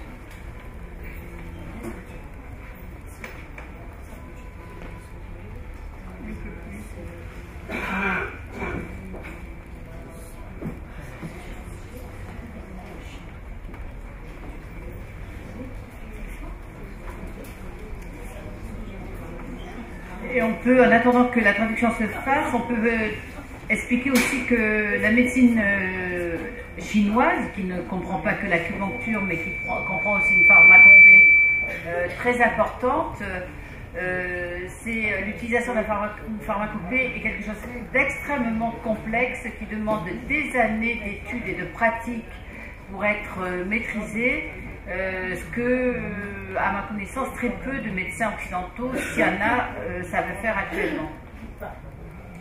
Il y a un autre exemple, au Gabon par exemple, il y a une plante qui s'appelle l'iboga, et dans les sociétés traditionnelles, c'est d'ailleurs assez amusant cette similitude, il faut 7 ans d'intronisation pour pouvoir avoir le droit d'utiliser l'iboga, dans ces différentes indications et dans ces différentes formes. Et donc on voit toute la complexité des choses avec une mauvaise utilisation qui peut aller jusqu'à tuer et une bonne utilisation qui peut aller jusqu'à guérir.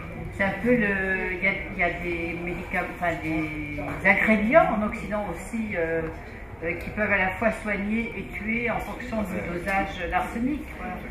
La quinine, médicament de base du paludisme, peut tuer si on en donne une trop forte dose, et la marge entre la dose létale, la dose qui peut tuer, et la dose thérapeutique est très proche. Mais je pense que tous les médicaments à des degrés divers ont ces mêmes propriétés de pouvoir tuer, de pouvoir soigner. Nadia ? Donc en fait, l'interrogation et la peur, c'est la détérioration de notre environnement. Parce que donc avec plus de pollution et un environnement qui change, plus de construction, moins d'accès aux plantes médicinales traditionnelles, eh bien forcément la qualité du médicament va en souffrir. On n'aura plus la même qualité d'énergie dans la plante, on n'aura plus les mêmes plantes, et donc là c'est vraiment un facteur d'inquiétude pour la médecine traditionnelle. Oui, parce que peut-être on peut expliquer que les plantes, pour prendre l'exemple des plantes traditionnelles, n'ont pas les mêmes effets en fonction de l'heure à laquelle on les cueille, du lieu où on les cueille, si c'est sur un versant sombre, ombragé, ou sur un versant ensoleillé, etc. Et que tout ce qui perturbe l'environnement, quel que soit le pays où l'on se trouve, va modifier la condition énergétique de ces plantes. Une autre question ? Oui. Quelle énergie? C'est moi qui ai le micro. Avez-vous le micro? C'est moi qui ai le micro. Très bien, alors on vous écoute. Donc, déjà vous remercier. On vous entend pas, il faut parler dans le micro. Je voulais déjà vous remercier de nous faire part de vos recherches qui sont absolument admirables et remarquables. Une petite quand même interrogation, c'est pour vous voulez revenir vous par rapport... lever quand vous voit, parce qu'on ne voit pas du tout... D'accord, très bien, voilà, on vous cherchez. Je vais faire comme ça aussi, voilà. Pour rebondir sur la précédente question, c'est très bien d'aller étudier les médecines originelles de chaque pays. La nôtre, nos simples, où sont-ils? Notre connaissance des simples, où est-elle? Vous parliez du mammouth de la PHP, docteur, tout à l'heure. Je pense que le mammouth bruxellois, il est pas mal non plus. Actuellement, on sait que notre pharmacopée personnelle française est quasiment tombée dans les oubliettes, et Dieu sait qu'elle était très riche et très douée. Vous parliez des coupeurs de feu, vous savez comme moi que coupeurs de feu, rebouteurs, rhabilleurs et autres magnétiseurs, il vaut mieux quand même encore un peu se cacher, hein, donc il ne faut pas trop mettre sa plaque sur les murs. Voilà, on a quand même nous-mêmes déjà un savoir qu'on est en train de perdre. Alors on va aller chercher ailleurs des savoirs qui sont absolument magnifiques, remarquables, qu'il ne faut surtout pas perdre, mais qui, selon le bon principe d'interdépendance de la médecine tibétaine, sont particulièrement efficaces dans leur milieu, avec leurs plantes qui ont poussé dans leur terre, dans leur environnement, et qui, transférés chez nous, ne vont pas du tout avoir les mêmes résultats. On le sait là actuellement. Je crois savoir que les Tibétains sont aussi en train d'essayer de faire repousser leur pharmacopée à Dharamsala, sauf que les plantes font 2 mètres de plus parce qu'effectivement, elles ont plus de soleil, plus d'eau et moins de vent, et qu'elles n'ont plus du tout le même principe actif, ou du moins pas avec les mêmes effets. Donc ça dépend de l'environnement. Ça dépend, voilà. Et donc il faut recréer toutes ces pharmacopées. Donc vous faites un travail, vous les chercheurs, absolument génial. Enfin, à chaque fois c'est un régal de vous écouter. Mais moi j'attends qu'on vienne nous faire des recherches sur nos simples de nos bonnes vieilles sorcières bretonnes et autres auvergnates. Qui on va vous répondre, on va vous répondre. Véronique Duchesne va vous répondre parce que je crois qu'elle connaît bien la... Parce qu'effectivement, je vais sur place, je vais ailleurs, mais je m'intéresse aussi à ce qui se passe ici.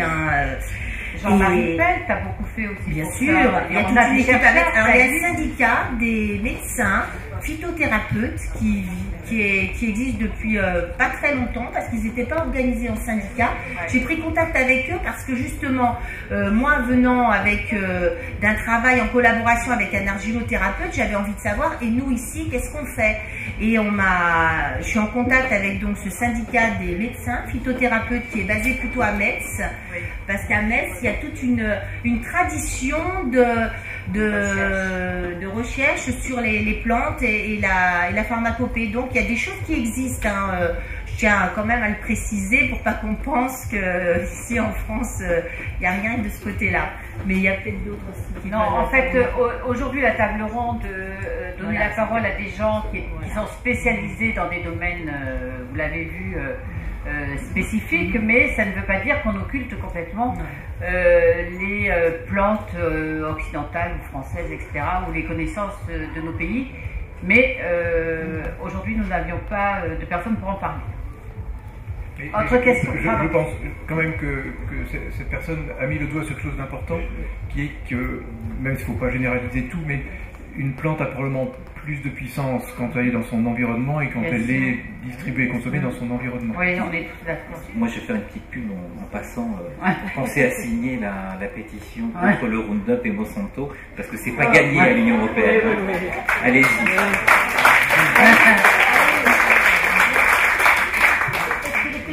Donne le cancer, Monsanto et les pesticides avant. Oui, après, bon, il y a des effets indésirables. Une autre question?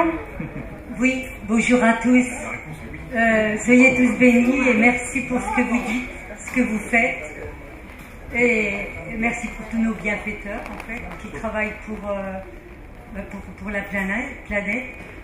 Dans une ère où c'est une question plus ou moins avec réponse. Dans une ère où tout va à l'autodestruction, l'être humain, comme pour l'être humain qui s'autodétruit lui-même, qui détruit tout ce qu'il trouve dans un manque de conscience, un manque de respect de lui-même et d'autrui, je préconiserais que vous sachiez, mais que vous faisiez aussi, que vous proposiez à des personnes qui vous entourent, à tous ceux que vous allez toucher, qu'il est possible à chacun d'entre nous, je parle pour des initiés, initiés ou pas, initiation ne veut rien dire ici et maintenant, mais pour tous ceux qui ont envie d'une qualité, qui ont un profond respect de tout ce qui les entoure, puisque on pourrait dire dans le christianisme, Dieu est en tout. On fait court parce que là on arrive. Alors on fait court. Pourquoi ne dites-vous pas à tout le monde qu'il a dans la foi, qu'il avance dans la foi, qu'il peut s'auto-guérir? Non, attendez, il y a les moyens de se guérir. Vous restez à votre place, on va faire circuler les questions. Oui. Après, chacun a la croyance qu'il veut, choisit la Pourquoi croyance qu'il veut. Non, parce que là, c'est pas le but de la table ronde. La table ronde, le but est d'exposer les différentes médecines traditionnelles, ce que nous avons fait, et de dialoguer là-dessus. On ne parle pas de la foi en particulier, madame, on n'est pas en train de parler des religions. Est-ce que vous pouvez passer le micro à quelqu'un d'autre? C'est tout, vous n'avez pas répondu à ma question. Non, parce qu'on ne va pas expliquer par rapport à la foi. Le monde change, il a toujours changé, il a toujours évolué. C'est comme ça fait partie de l'évolution de l'homme. C'était pas ça la question. Non, j'ai entendu votre question. C'est pas une question, vous avez donné une question. La confiance à chacun d'entre nous, pour certains qui ne l'ont pas, la foi, c'est quelque chose de particulier. S'auto-guérir. Non, la foi est quelque chose de particulier, c'est pas le but de la table ronde. Mais merci. Une autre question? On va conclure, on arrive au terme de la table ronde. Ici, bon. On ne vous voit pas, vous voulez vous lever? Je me lève. Oui, j'avais une question un petit peu précise, on va dire, pour le monsieur qui est médecin tibétain. Je voulais savoir s'il y a par rapport à la médecine, qu'est-ce qui est en lien avec Yamantaka?